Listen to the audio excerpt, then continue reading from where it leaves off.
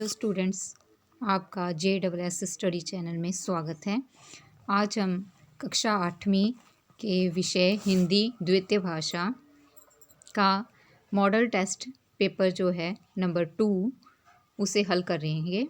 और इसके लिए आपको पता ही है कि पेपर आपके नज़दीक हैं। 17 फरवरी से आपके पेपर स्टार्ट हो रहे हैं।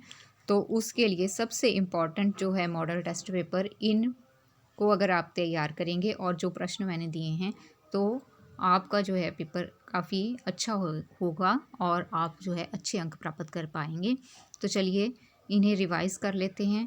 ये मॉडल टेस्ट पेपर इसलिए मैं डाल रही हूँ कि आप एक बार चेक कर लें कि आपको इन प्रश्नों में से जो पेपर है उसमें से कितने प्रश्न आते हैं, और अगर कोई नहीं आते हैं तो उन्हें आप याद कर लें और लिख कर एक बार जो प्रिपेयर ज़रूर करें। तो चलिए स्टार्ट करते हैं इस वीडियो को। तो पहला प्रश्न दिया गया है कि सही विकल्प चुनें। कोशिश जो दिया गया है, कोशिश का पर्यायवाची शब्द क्या है? तो कोशिश होता है प्रयास करना, इसके हो गया ग ऑप्शन उत्तर। आगे शुद्ध जो है हमने चुनना है बहुमूल्य का, तो बहुमूल्य का शुद्ध रूप जो है ग ऑप्शन में जो दिया गया है वो है तीसरी ऑप्शन में। आगे प्रश्न है कि जालंधर शब्द में कौन सी संज्ञा का प्रयोग किया गया है? तो जालंधर जो है वो क्या है? व्यक्तिवाचक संज्ञा है। आगे उसने शब्द का क्या है? तो उसने शब्द जो है हमारा सर्वनाम शब्द है, ख ऑप्शन उत्तर हो गया। आगे पढ़ाई का हिंदी अनुवाद है, तो पढ़ाई का हिंदी अनुवाद जो है ख ऑप्शन में दिया गया है। इस प्रकार हिंदी में पढ़ाई लिखते हैं। नेक्स्ट क्वेश्चन है कि मीठे वचन में विशेषण क्या है? तो मीठे वचन में विशेषण जो है वो मीठे है। ठीक है, मीठे आ गया। कविता भाग में से जो है छोटे उत्तरों वाले प्रश्न दिए गए हैं जो कि 2 अंक के एक हैं। तो आगे दिया गया एक एक है। तो प्रश्न है पहला कि गोताखोर जो है सिंधु में डुबकियां क्यों लगाता है? तो उसका उत्तर क्या है? मोती ढूंढने के लिए। ठीक है, ख ऑप्शन में है। दूसरा है कि माँ का हथियार क्या है? तो माँ का हथियार क्या होता है? उसका साहस, तो ख ऑप्शन हो गया इसका उत्तर। आगे शब्दार्थ जीवनदायी का अर्थ है। जीवनदायी क्या होता है? जीवन देने वाली। ठीक है, जीवनदायी क्या होता है? जीवन देने वाली, क ऑप्शन इसका उत्तर हो गया। आगे दिया गया है शिष्टाचार का अर्थ है, तो शिष्टाचार का अर्थ होता है शिष्टतापूर्ण व्यवहार करना। नेक्स्ट में आपको प्रश्न में दिया गया है कि पद्यांश आधारित प्रश्न है, मतलब कविता से लाइनें दी गई हैं और इन पंक्तियों को पढ़कर जो है हमने उत्तर जो है इन प्रश्नों के करने हैं। तो देखते हैं पहला प्रश्न क्या है। पहले हम देखते हैं कि पद्यांश क्या है कि पानी से हरियाली होती, खेतों में खुशहाली होती, क्या मवेशी क्या बन जा बूटे, पानी बिन जीवन न छूटे, आओ पानी नष्ट न करें, प्रदूषित या व्यर्थ करें ना, मेरे देश के जन जन को यह सीख सुहानी दे। ठीक है, तो ये हैं हमारे पद्यांश की ये लाइनें। तो इसके बाद में देखते हैं कि पहला प्रश्न है कि पानी से खेतों में क्या होता है? तो पानी से खेतों में क्या होती है? हरियाली होती है। पानी से हरियाली होती। ठीक है, यहाँ पर लिखेंगे कि पानी से खेतों में हरियाली होती है। पानी से खेतों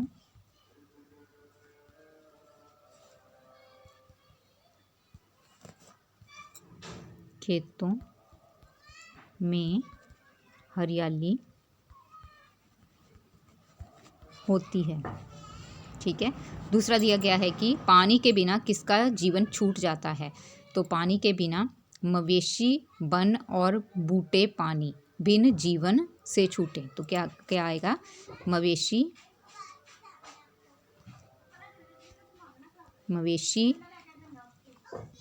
वन बूटे। ठीक है, वन बूटे जो हैं वो पानी बिना क्या होते हैं? पानी बिना जो है वो क्या हो जाते हैं?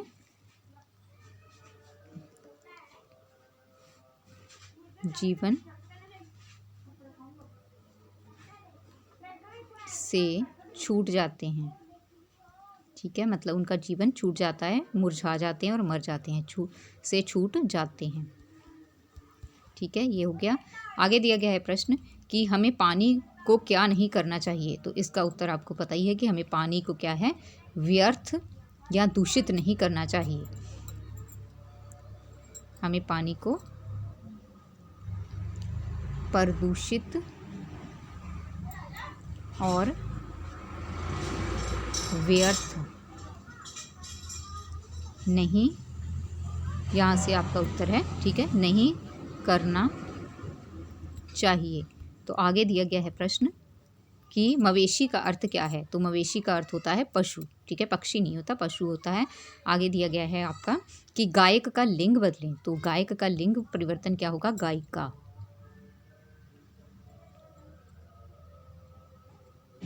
गायिका, ठीक है। तो पाप का विलोम क्या होगा, विपरीत शब्द होगा पाप का पुण्य, ठीक है। आगे जो कभी ना मरे, अमर, ठीक है, अमर। आगे व्याकरण पर आधारित प्रश्न है कि प्रकाश शब्द में र के किस रूप का प्रयोग किया है। तो पदेन है, पैर में है, वह गरीब है, डैश ईमानदार है, परंतु ईमानदार है, और डैश कितना सुंदर दृश्य है, वाह कितना सुंदर दृश्य है। इस प्रकार हमने ये सारे कर लिए। आगे ख भाग में आपका पाठ्य पुस्तक पर आधारित प्रश्न दिए गए हैं कि शेर को पिंजरे से निकालने वाला किशोर बड़ा होकर किस नाम से प्रसिद्ध हुआ। तो उसका उत्तर क्या है, चंद्रगुप्त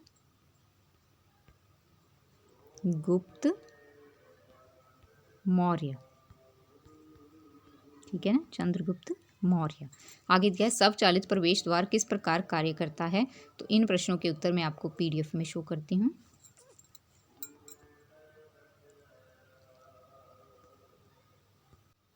तो देखते हैं कि स्वचालित प्रवेश द्वार किस प्रकार कार्य करता है, ये प्रश्न था। तो इसका उत्तर आएगा कि एक यात्री के लिए एक टोकन यात्रा के लिए दिया जाता है। इस टोकन को मशीन के पास लाने से स्वचालित प्रवेश द्वार खुल जाता है और यात्री इसमें से निकल जाता है। इसके बाद में प्रश्न है कि नीलू ने किन किन क्षेत्रों में देश की सेवा की थी। तो नीलू ने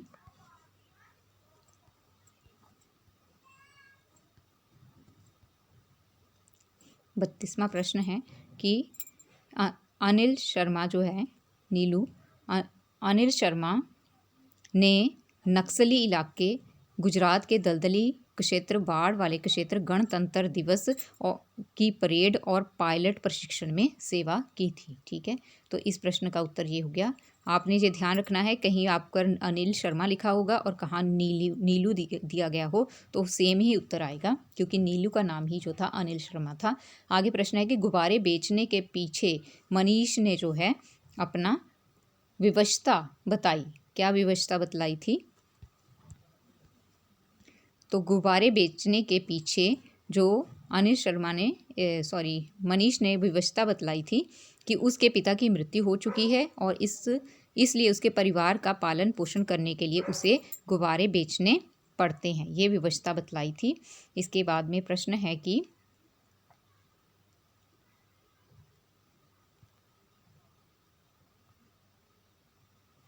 सूरदास ने किसकी आराधना की थी। तो सूरदास जो थे उन्होंने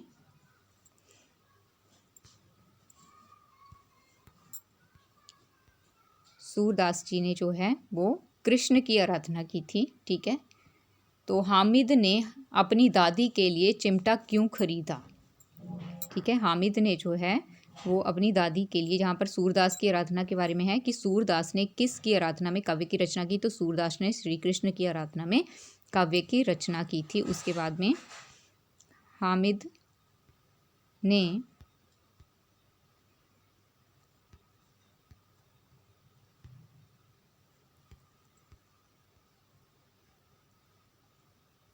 तो आपको पता ही है कि हामिद की दादी के जो है, इसका उत्तर आएगा कि हामिद ने किस लिए जो है चिमटा खरीदा था।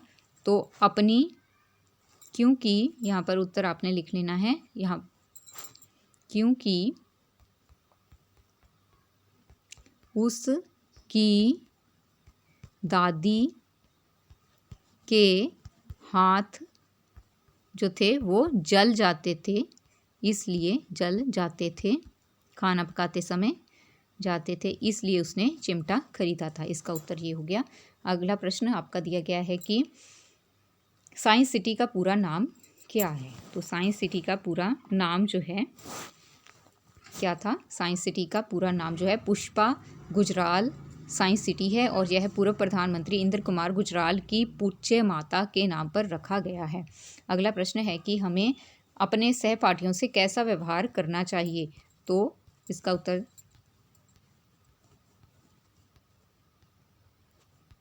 हमें अपने सहपाठियों से अच्छा व्यवहार करना चाहिए और उनसे भेदभाव और झगड़ा नहीं करना चाहिए। ठीक है, तो इसके बाद में प्रश्न है कि बाघा बॉर्डर किन दो देशों के मध्य में स्थित है। तो बाघा बॉर्डर जो है वो भारत और पाकिस्तान दोनों देशों के मध्य में स्थित है। फिर है कि हवा की घटक गैसें कौन सी हैं। तो हवा की घटक गैसें जो हैं वो हैं मुख्यतः oxygen, nitrogen, hydrogen, carbon dioxide और ओजोन गैस जो है वो मानी जाती हैं। आगे कल्पना चावला का जन्म कब और कहाँ हुआ था। तो कल्पना चावला का जन्म जो है 1 जुलाई 1961 में हरियाणा राज्य के करनाल शहर में एक मध्यम वर्गीय परिवार में हुआ था। और चिड़िया के कितने बच्चे थे। ठीक है, आगे प्रश्न में है चिड़िया के कितने बच्चे थे। तो चिड़िया के आपको पता ही है कि 4 बच्चे थे।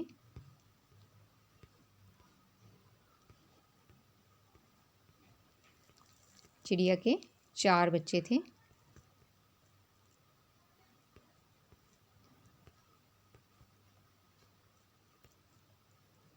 दिया गया है चिड़िया के कितने बच्चे थे। चिड़िया के 4 बच्चे थे। तो ये भी प्रश्न हो गया आपका।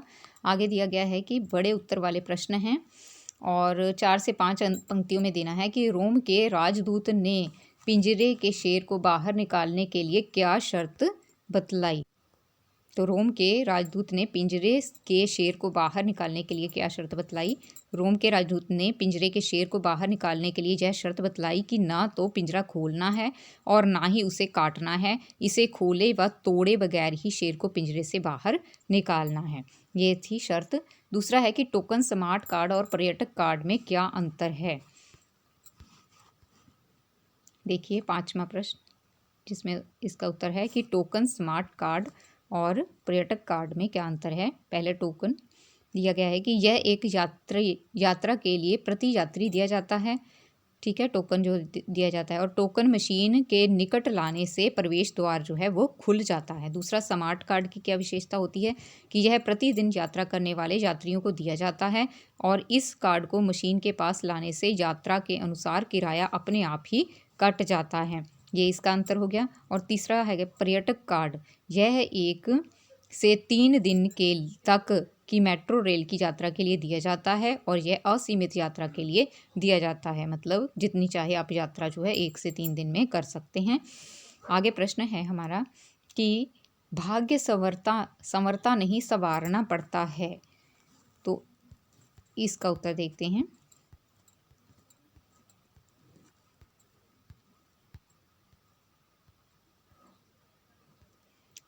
19वां प्रश्न है कि भाग्य संवरता नहीं संवारना पड़ता है। इस लेखक का क्या कहना चाहता है इसमें। दिल में कुछ कर गुजरने की तमन्ना हो तो हमें बहुत सारी मुसीबतों का सामना भी करना पड़ेगा। हमने मुसीबतों के आगे घुटने नहीं टेकने, मुसीबतों का दृढ़ता, आत्मविश्वास और एकाग्रता से सामना करना है, तभी हमारा भाग्य संवर सकता है क्योंकि ईश्वर भी उन्हीं की सहायता करते हैं जो अपनी सहायता खुद करते हैं। इसका उत्तर हो गया। आगे प्रश्न है कि ईदगाह में नमाज के दृश्य का वर्णन करें। तो ईदगाह पाठ में से ईदगाह में नमाज के दृश्य का वर्णन करें। ये प्रश्न है 23वां। ईदगाह में नमाज का दृश्य बहुत प्रभावशाली था। ज़मीन पर जाजिम बिछा हुआ था। रोज़े रखने वालों की कई पंक्तियाँ लगी थी। यहाँ सब लोग बराबर थे, अमीर गरीब का कोई फ़र्क नहीं था और लाखों लोग सिजदे में एक साथ सिर झुकाते, फिर इकट्ठे ही खड़े हो जाते और एक साथ झुकते और एक साथ घुटनों के बल बैठ जाते। कई बार यही काम करते। तो इसका प्रश्न का उत्तर हो गया। आगे है कि पेड़ किस प्रकार वायुमंडल को शुद्ध करते हैं।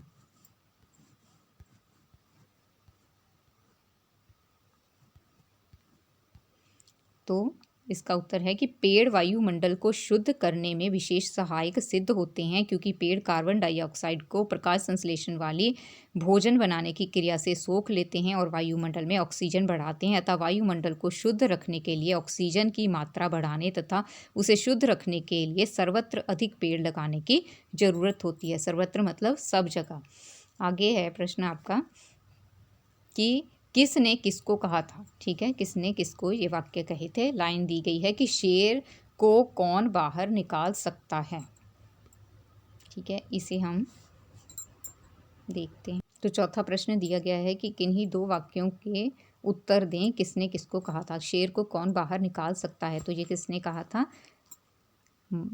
राजा महापद्म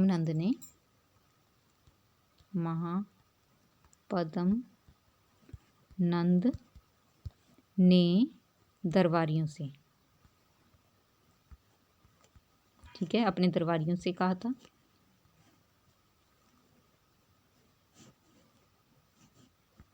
ठीक है, दूसरा है कि यह चिमटा कितने का है, तो ये किसने कहा था। हामिद ने दुकानदार से पूछा था। ठीक है, दुकानदार से। और मैं पढ़ाऊंगी, ये किसने कहा था। ये शब्द जो कहे थे वो कहे थे लेखिका ने मनीष से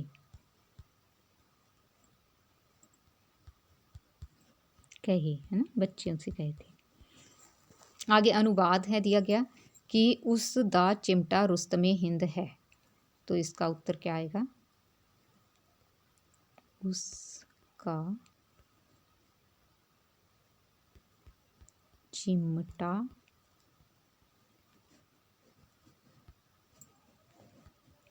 रुस्तमे हिंद है। ठीक है, पहले का हो गया। दूसरा है उस पिंड विच सड़क बन रही है, तो इसका उत्तर आएगा कि उस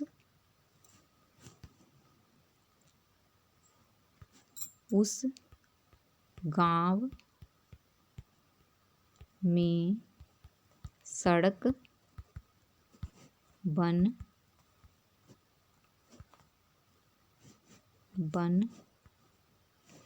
रही है।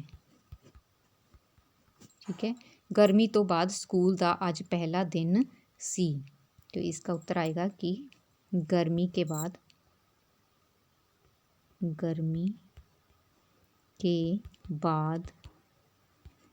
आज स्कूल का पहला दिन था। ठीक है, इस प्रकार आपने लिख लेने हैं। आगे दिया गया है अपठित गद्यांश है जो 6 अंकों का है, तो इसे निम्नलिखित गद्यांश को पढ़कर उनके प्रश्नों के उत्तर करने हैं। पहले हम गद्यांश को पढ़ते हैं। क्या है कि मनुष्य एक सामाजिक प्राणी है। समाज के अभाव में वह निरा पशु ही रहता है। समाज जड़ पदार्थों का समूह नहीं है, वह नर नारियों के परस्पर सहयोग और प्रेम से बनता है, उसी से मानवता विकसित होती है। आज भी यदि हम किसी पशु को समाज से पृथक कर दें, उसे किसी जंगल में छोड़ दें, तो वह निरा पशु ही रहेगा। वह हमारी तरह बोल नहीं सकेगा, उसका मानसिक और बौद्धिक विकास नहीं होगा। तो क्या है, मनुष्य कैसा प्राणी है। मनुष्य सामाजिक प्राणी है। पहले का उत्तर हो जाएगा आपका। तो नीचे कर लें।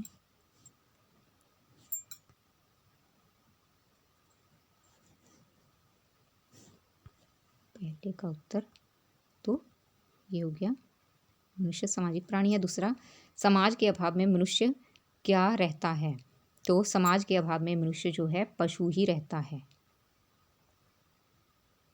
दूसरे का उत्तर हो गया। तीसरा है कि समाज किन के सहयोग और प्रेम से बनता है। समाज जो है वह नर नारियों के परस्पर सहयोग और प्रेम से बनता है। ये तीसरे का उत्तर हो गया। आगे है कि मानवता किस से विकसित होती है, उसी से मानवता विकसित होती है। ठीक है, नर नारियों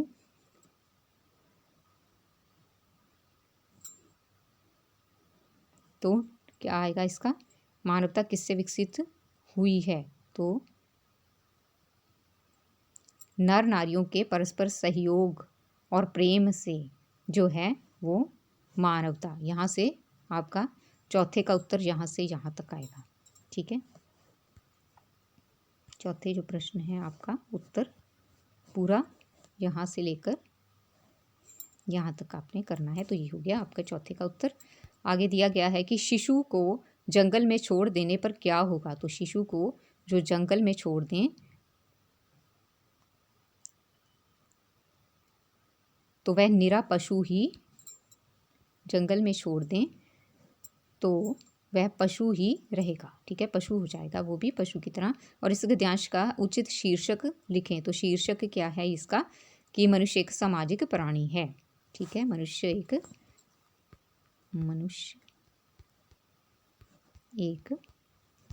सामाजिक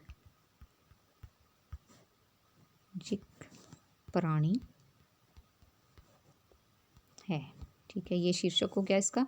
आगे दिए गए हैं मुहावरे और लोकोक्तियाँ कि आँखों का तारा नाको चने चबाना। ठीक है, और फूला ना समाना। तो पहला मुहावरा जो दिया गया है कि नाको चने चबाना, तो परेशान करना। शिवाजी ने मुगल सेना को अनेक बार जो है नाको चने चबाए। ठीक है, दूसरा आपका मुहावरा दिया गया है फूला ना समाना। फूला ना समाना, बहुत खुश होना। ठीक है, फूला ना समाना का अर्थ होता है बहुत खुश होना। तो बच्चे जो अच्छे अंक प्राप्त करके फूला नहीं समा रहे थे। ठीक है, तो फूला ना समाना का अर्थ हो गया आपका कि बहुत खुश होना। इसके बाद में हम देखते हैं अगला क्या है।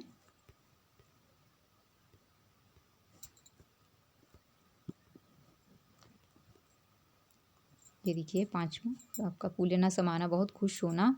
पास होने की खबर सुनकर राहुल जो है फूले नहीं समा रहा था। उसके बाद में दिया गया है कि लोहा मनवाना। ठीक है, लोहा मनवाना।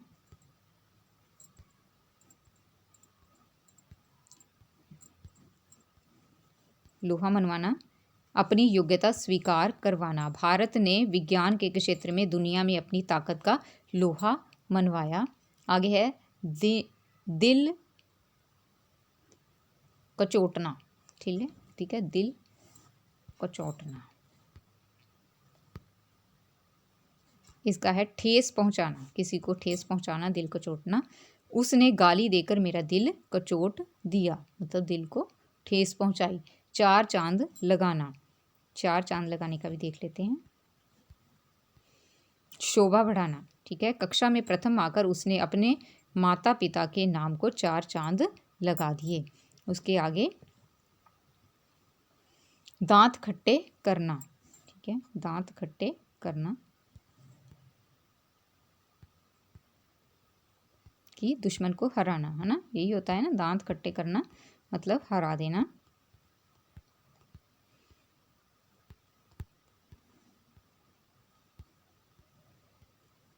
कि दुश्मन को जो है मुगलों के या फिर दुश्मन देश के सैनिकों के जो भारतीय सेना ने जो है क्या है दांत खट्टे कर दिए, मतलब उन्हें जो है हरा दिया। यहाँ पर देख लेते हैं, दांत खट्टे करना, पराजित करना। राणा सांगा ने दुश्मनों के दांत खट्टे कर दिए। आगे दिया गया है कि श्री गणेश करना मतलब शुरुआत करनी, किसी भी कार्य की शुरुआत करना को कहते हैं श्री गणेश करना। तो आज से ही हम पढ़ाई का श्री गणेश करते हैं।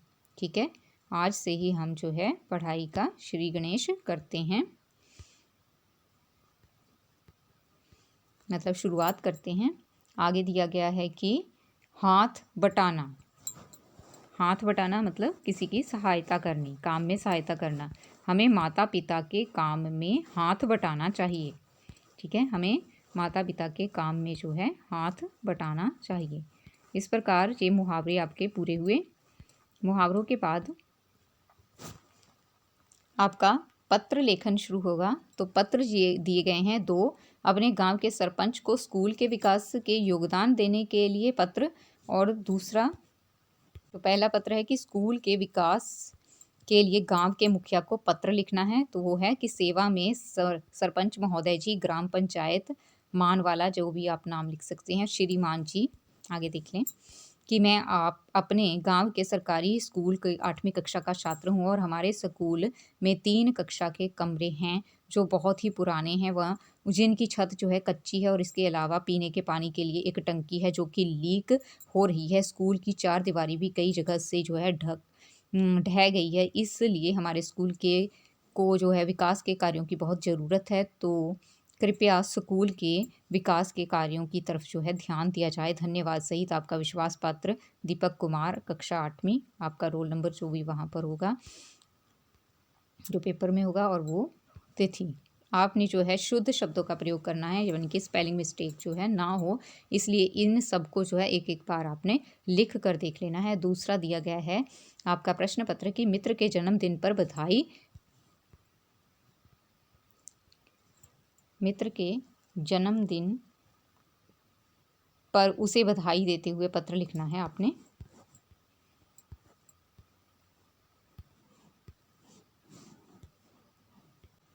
पत्र लेखन भाग में से मैंने आपको एक पत्र करवा दिया और दूसरा पत्र आपने खुद तैयार करना है कि अपने मित्र के जन्मदिन पर उसे बधाई पत्र लिखना। और दूसरा आपका जो है निबंध पाठ है, उसमें भी मैं आपको 2 निबंध करवा दूंगी और तीसरा निबंध जो है आपने खुद तैयार करना है। तो इनमें से आप एक जो भी अच्छे से आपको आता है वो कर लें। क्या है? मेरा प्रिय खेल। ठीक है, मेरा प्रिय खेल। मैं 8वीं कक्षा का छात्र हूँ। मैं सरकारी, यहाँ पर अपने स्कूल का कोई भी नाम आपने क ख ग जहाँ लिख दें, मैं पढ़ता हूँ और हमारे स्कूल में हमें कई खेल खिलाए जाते हैं, kho kho, football, hockey, cricket और वॉलीबॉल। मैं भी कई खेल खेलता हूं, परंतु क्रिकेट मेरा प्रिय खेल है। क्रिकेट की टीम में 11 खिलाड़ी होते हैं। आजकल यह विश्व का प्रिय खेल बन गया है।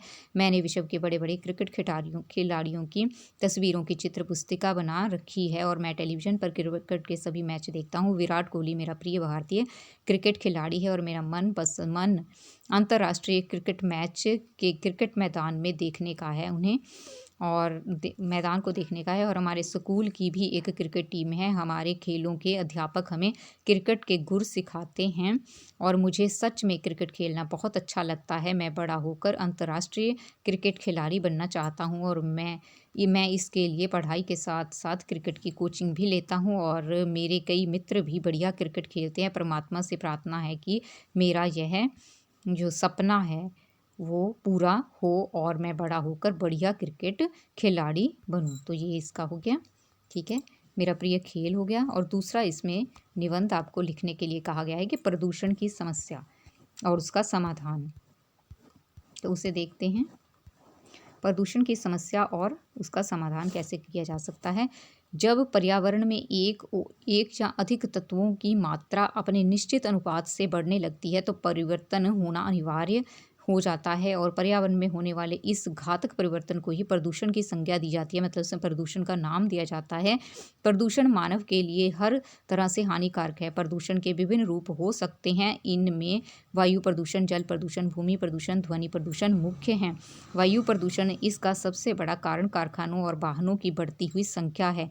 इनसे निकलने वाला धुआं वायु में जहरीली गैसों की मात्रा बढ़ा रहा है और लकड़ी, कोयला आदि कार्बनिक पदार्थों के जलने के कारण भी वायुमंडल दूषित होता है और इन गैसों से प्रदूषित जो वायु में सांस लेने से व्यक्ति का स्वास्थ्य खराब होता ही है, साथ ही लोगों का जीवन स्तर भी प्रभावित होता है। जल प्रदूषण इसका सबसे बड़ा कारण साफ जल में कारखानों और अन्य तरीकों से व्यर्थ पदार्थों को मिलाने से होता है। मानव द्वारा उपयोग में लाया गया जल व्यर्थ पदार्थों जैसे कि मल मूत्र, साबुन आदि गंदगी से युक्त होता है और इस दूषित जल को नालों के द्वारा नदियों में बहा दिया जाता है और ऐसा जल पीने योग्य नहीं रहता है और इसे यदि पी लिया जाए तो स्वास्थ्य में विपरीत असर पड़ता है, मतलब कि विपरीत मतलब बुरा असर पड़ता है। भूमि प्रदूषण मिट्टी की उपजाऊ शक्ति बढ़ाने के लिए इसमें रासायनिक खाद डाली जाती है और इसे ही भूमि प्रदूषण कहते हैं। मनुष्य ने जब से वनों को काटना शुरू किया है जिससे जो है उपजाऊ मिट्टी का कटाव भी हो रहा है। ध्वनि प्रदूषण अनेक प्रकार के वाहन, लाउड स्पीकर और औद्योगिक कारखानों की मशीनों के शोर से ध्वनि प्रदूषण को जन्म दिया है। इससे लोगों में सर दर्द आदि बीमारियां पाई जाती हैं। आगे प्रदूषण से समाधान क्या हो सकता है कि प्रदूषण के समाधान प्रदूषण को रोकने के लिए वायुमंडल को साफ सुथरा रखना बहुत ज़रूरी है। इस ओर जनता को जागरूक किया जाना चाहिए। अधिक से अधिक पेड़ लगाने को प्राथमिकता देना चाहिए और इस प्रकार प्रदूषण युक्त वातावरण का जो है प्रदूषण मुक्त आएगा, यहाँ पर प्रदूषण मुक्त वातावरण का निर्माण किया जा सकेगा। इस प्रकार हमने जो है निबंध भी कर लिए, पत्र भी कर लिए।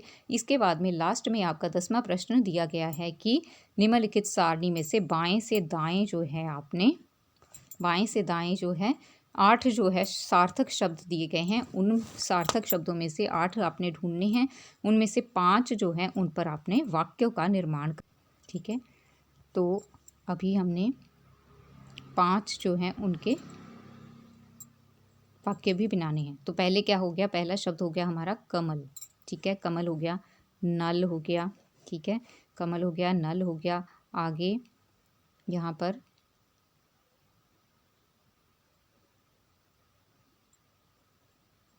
मीठा हो गया, ठीक है। फल हो गया, पर हो गया, लहर हो गया, ठीक है। एक जल भी बन गया, है ना। आगे यहाँ से भी कमल बन जाता है, ठीक है। तो कमल, है ना, यहाँ पर हम लिख लेते हैं कमल, नल, जल, मीठा, ठीक है। मीठा और लहर,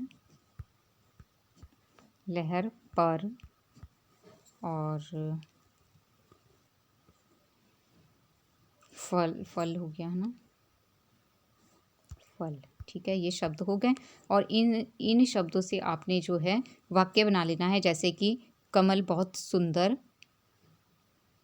है, आगे जो फल है, फल मीठे होते हैं, ठीक है। फल मीठे होते हैं। जल शुद्ध है, मीठा, जो सेब है बहुत मीठा है। लहरें, पानी में लहरें आ रही हैं। तुम पर, यह सूट बहुत अच्छा लगता है, ठीक है। इस प्रकार आपने जो है शब्दों का 5 शब्द लेने हैं। सार्थक शब्द आपने 8 बनाने हैं और उसके बाद में उनमें से 5 के जो है वो आपने वाक्य निर्माण भी कर लेने हैं। इस प्रकार ये पेपर जो है हमने पूरा सॉल्व कर लिया है। और आपको मेरा वीडियो कैसा लगा ये कमेंट सेक्शन में दें। और इस पेपर को आपने अच्छे से तैयार करना है। इससे संबंधित आपके 6 और पेपर आएंगे ताकि आपकी जो है अपने आप को भी टेस्ट कर सकें और जो जो प्रश्न इम्पॉर्टेंट हैं इन पेपर में, वही पेपरों में जो है रिपीट होंगे फाइनल पेपर में। इसलिए मेरे को वीडियो को देखने के लिए आपका धन्यवाद। चैनल को सब्सक्राइब करें, वीडियो को लाइक करें और बेल आइकन को ज़रूर दबाएं ताकि आपको जो है मेरे नए वीडियोस जो मैं अपलोड करूंगी उसकी जानकारी उसी समय प्राप्त हो सके और आपका स्टडी मटेरियल जो है प्रिपेयर हो पाए। और thank you for watching my video.